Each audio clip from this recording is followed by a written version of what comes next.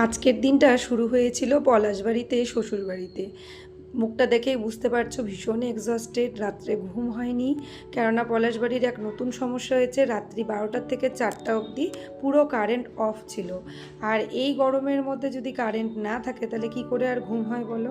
তারপরে সারাদিনের ব্যস্ততাময় কাজ তো আছেই।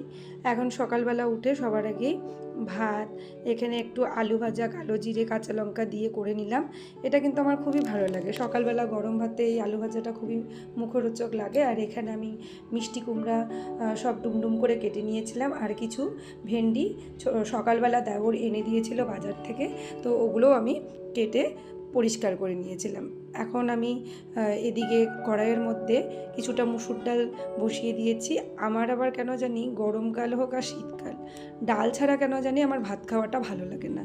ডালটা হলে না আমার খাওয়াটা মনে হয় তৃপ্তি হয়। তো এই আর কি, তো তোমাদের সাথে এটা শেয়ার করি। দেখো আমার শাশুড়ি মা এগুলো ইউজ করেন, এগুলো সুপরির খোল দিয়ে তৈরি করা হয়। এগুলো কিন্তু এই কড়াই ধরতে খুবই কাজে লাগে, গ্রামের মানুষের কাছে এটা খুবই প্রয়োজনীয় জিনিস। আমরা তো শহরে সবাই সাঁড়াশি ইউজ করি, কিন্তু যারা পুরনো বাড়িঘর সম্পর্কে অভ্যস্ত তারা কিন্তু জানবে যে এই সুপুরির খোলগুলো ইউজ করা হয়। এই দেখো বলতে বলতে আমার কুমড়োর যে ভাজাটা সেটা রেডি হয়ে গেছে। এই মিষ্টি মিষ্টি কুমড়ো ভাজা দিয়েও ভাত খেতে খুব ভালো লাগে। আর এদিকে আমি ভেন্ডিগুলো বসিয়ে দিয়েছি।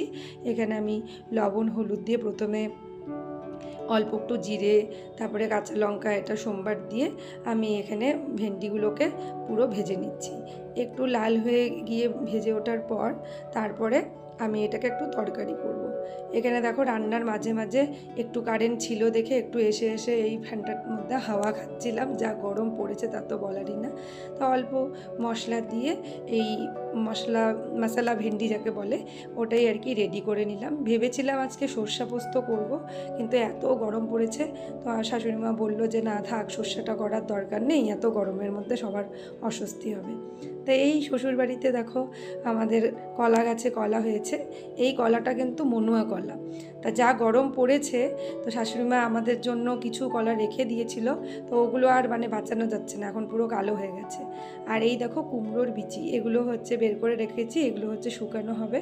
যেগুলো তোমরা পাম্পকিন সিডস বলে বাজার থেকে কিনে খাও, এগুলো হচ্ছে গ্রামের লোক ঘরোয়া পদ্ধতিতে বাড়িতে তৈরি করে। এই তো স্নান টান করে আমার একটু নিজস্ব পুজো সেরে নিলাম তুলসী পাড়ে।